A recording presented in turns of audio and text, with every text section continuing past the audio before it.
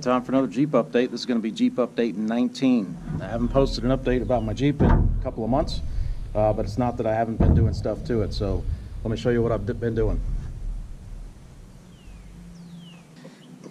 So a lot of the things that I've been doing to the Jeep lately are mechanical in nature. Got some stuff done. I put 410 gears in it. It had 331s from the factory.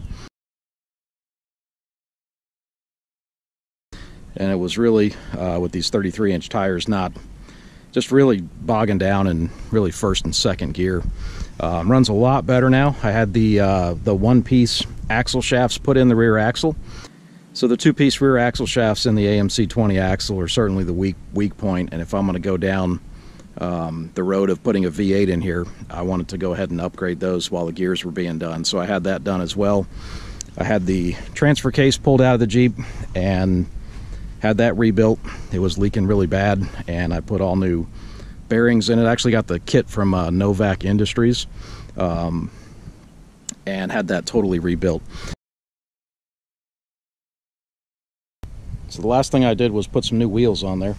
So you can see those are Dixie Pex 15 by 10s, same size as they were before, but I wanted to get rid of all of the chrome on the Jeep, and that took care of it.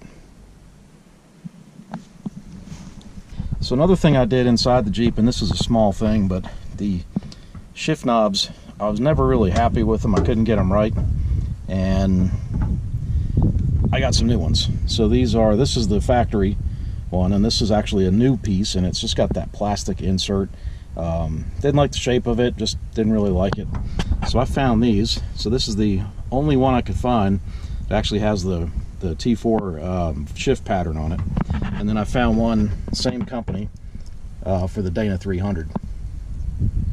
And they're like a hard plastic, and they're round. The name of the company that I've got those from was called Core Shifters.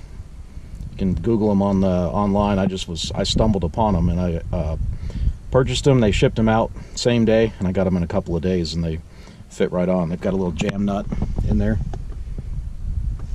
Real easy to put in. Alright, so I got the gears done, and I did that because I needed to get those done either way. And I'm really at the point where I just have a couple of things left to do on the Jeep, and one is suspension.